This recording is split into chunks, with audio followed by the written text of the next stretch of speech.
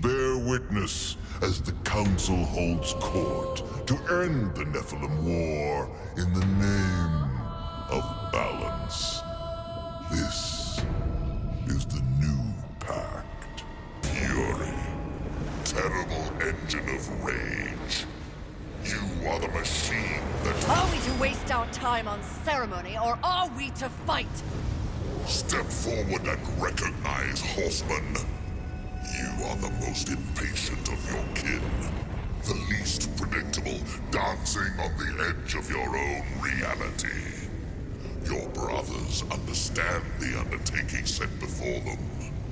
But do you?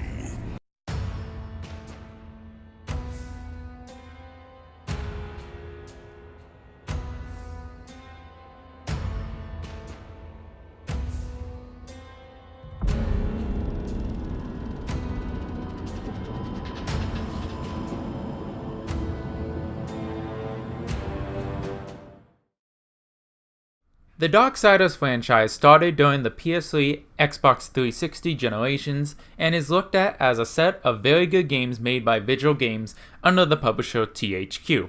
The first I personally played is a good hack and slash game with an interesting story. Unfortunately, I didn't play Darksiders 2 before playing 3, which is slightly more confusing than how I played the Dead Space game. Suddenly THQ went under and then returned as THQ Nordic. So Darksiders 3, in the meantime, took 5 years in development hell to come out since the release of the last entry. So how does this installment hold up? Well, I do have to admit, it's not perfect.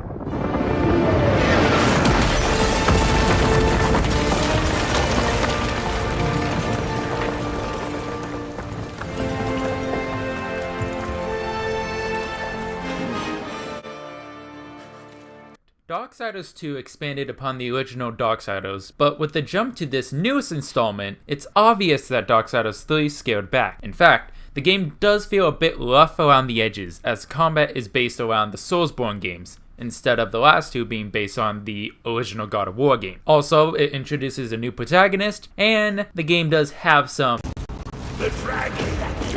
performance hiccups. The problem with the combat, one of them, stems from the enemies being too aggressive for the average player to react effectively to dodge attack. Most enemies have no counter indicator for you to look for, like in the original Darksider, making the dodge only combat to be even more difficult. To put it into context, I have played Batman Arkham City and Arkham Knight with counter indicators turned off. I can handle no counter indicator, but that was on my second playthrough. It was fine because I had hours to study enemy patterns, but here I have only, well, the gamer has only about a couple minutes with each enemy type, and then you're expected to handle it. In most games, a variety of enemies would be a good thing, but this is a rare exception. The only thing that keeps you from rage quitting is the fact that you don't lose your souls at all, unlike Bloodborne and Dark Souls. So that's a good positive at least. And it's kind of sad when you actually finally beat an area and you find a good 10,000 souls accumulated. A counter argument to this, however, problem would be to quit, but I don't have a pussy. So a likelier option is to grind and practice. Bullshit. Until I'm getting one shot by the Lego enemies, I will throw my head at any challenge until I win. That's how I roll. No way should grinding be the go-to option, and at best it should just make the challenge easier. It's a pretty subjective statement since everybody is different, but honestly, I would have less grinding in games altogether. That's just my 2 cents. Also, the delay for healing is annoying, but standing still can go to hell.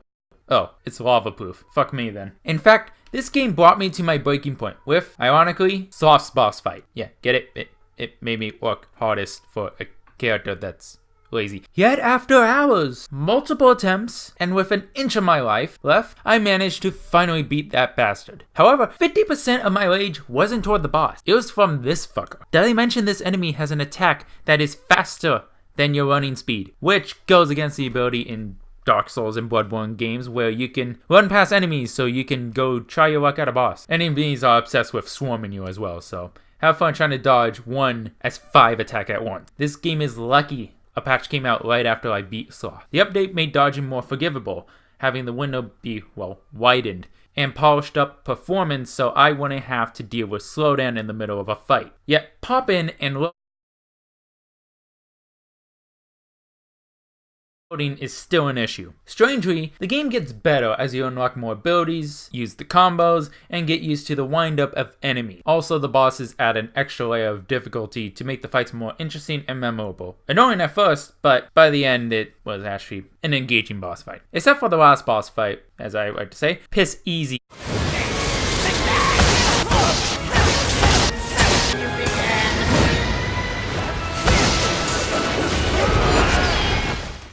The last element you get has a shield that eats damage, which should have been given as the first ability, so, you know, you can be safer and have an easier time during the early hours of the game. Yeah, thanks. Honestly, this game wore me out to the point I didn't even do the optional boss fight. I was just tired. I only continued for the story, to be frank. Enough! I will allow you to accompany me. Just stay out of my way. I will be as unto a shadow, steadfast, silent. More silence! Go! Seek out the place called Haven. Your quest for the Seven Deadly begins there. Now this is what I play this game for. This story. For once a new entertainment product, with a female protagonist decides to actually make a character with flaws who is actually fun to be around as she goes on her quest to kill the 7 deadly sins on an earth destroyed by an angel-demon war. Yeah, that's the simple version of the story.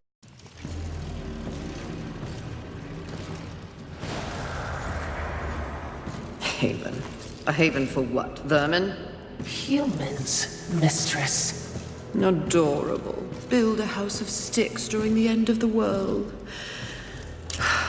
Where exactly do we go from here, Watcher? I know not but what the council commands, mistress. The quest for the 7 begins here.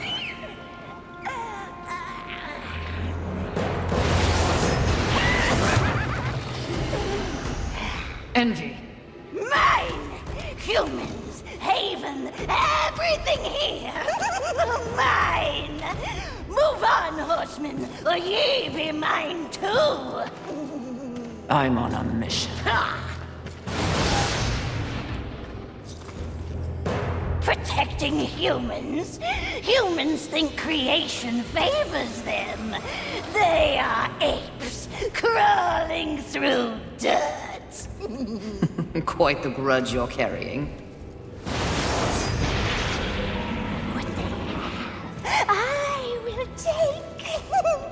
When they have nothing left, they will be my playthings until they break. You cannot stop me! Oh, I don't want to. Humanity is tragically overrated. I am not here for them. I'm all yours. No! Honestly, it's basic storytelling 101 for a main character, but many people have forgotten what it means to give a character flaws that they will then fix by the end of the game or story, hence character growth. You snore. Maybe it's a broken nose.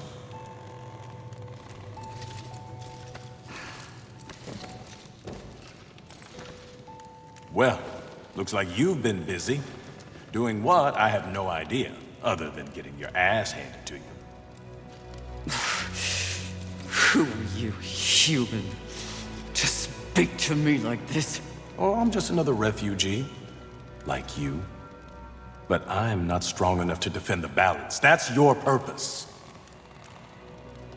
I have learned that I am weak.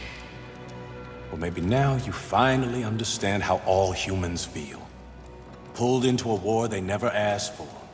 Left to their own devices against forces they cannot possibly understand or effectively fight. All of humanity has been betrayed. And yet, they still fight on. What about you? I strayed from the path. I have been jealous. I have been wrathful.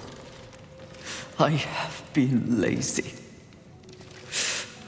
Worse and more. All the things the 7 sins stand for, and I have paid dearly for it. So in other words, you have lived. Yes. good then. You're finally alive. And with life, there is always hope. Hope? I was humbled in my battle with Envy.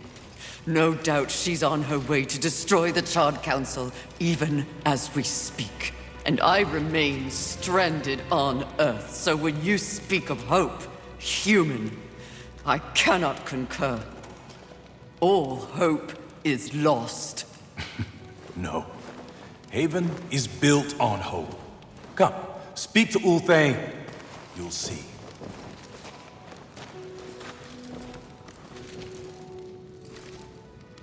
In fact, Fury's growth as a character does lead to her being able to defeat the toughest of the deadly sins, showing a better impact from her in the beginning to the end, and shows that she is much more stronger as a fighter and as a character in general as well.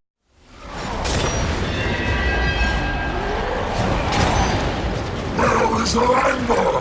How can you fight without anger?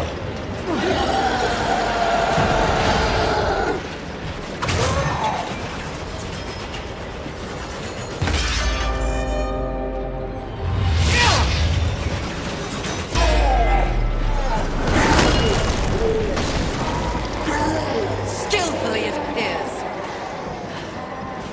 Am I still beautiful?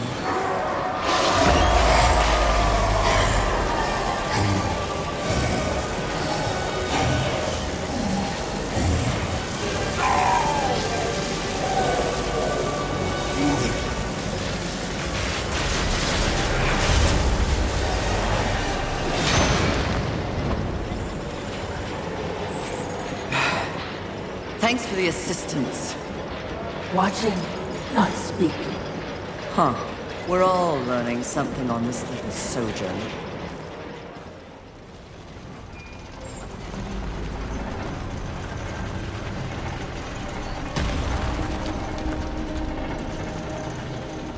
Confidence suits you. When earned, yes. You are proud. See, I never understood why pride was considered a deadly sin. The power you feel now after having completed an arduous task, isn't it empowering? You've shown great promise, done exceptional work. Don't you deserve something for it? Perhaps, but not from you.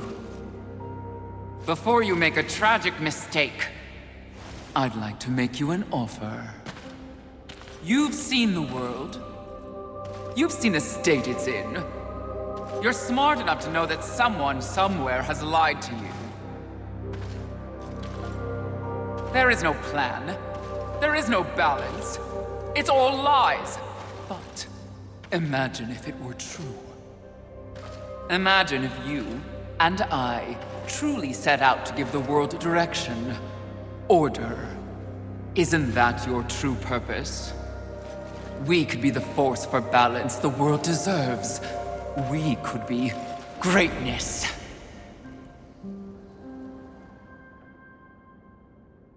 At one time, that speech might have worked on me. But that was when I did not understand how ugly pride could be.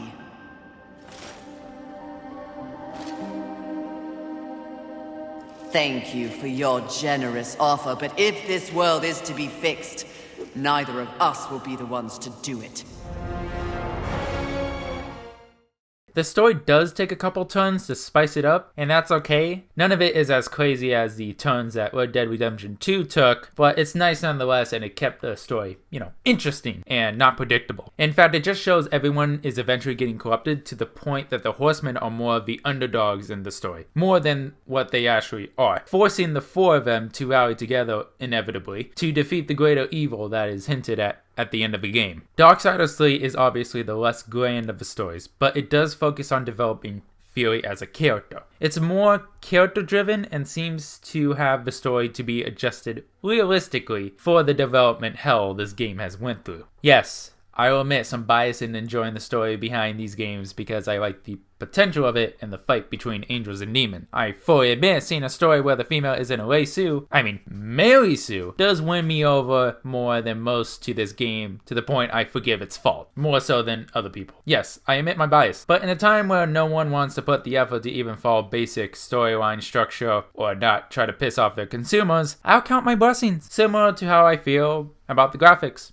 And when it comes to the graphics, they're alright. Personally, I would rather keep the focus of how pretty the environments look and just focus on the actual gameplay, story, and characters. Performance, which is a little rocky still. Couple of loading screens you have to run through, but I will say the polish they did to the art style is well done, as it still screams Darksiders, but is a noticeable improvement, so it doesn't look like the same game that came out a couple of years ago. And honestly, we are starting to have games focus more on less realism and more about having an appealing style that stands out, pleases the eyes, and doesn't fuck up the frame rate, since most realistic looking games don't tend to age too well. I will admit coming out at the same time as Fallout 76 does help make it look better than it is, but as I've said, just count your blessings. My mindset with entertainment, or the critique of entertainment, is praising the good and figuring out how the hell the bad even came into reality, since it's safe to assume no one intentionally makes a bad product. If anything, it's just bad execution. In the past couple of years, we have had blatant cash grabs that lead to franchises suffering due to the pursuit of greed, so it's easy to resort to unapologetic shit talking about any product, and in this game's case, it's just being rough around the edges due to being a small studio, lack of experience, or even being stuck in development hell for years because your publisher went bankrupt. I personally look at the long-term effects of providing my own opinion, especially how the games and studios we have non-stop praised have now suddenly decided to cash in on all their goodwill to the point they can't be trusted, like Blizzard or Bethesda. I have a funny feeling that we will eventually end up without these corrupt publishers,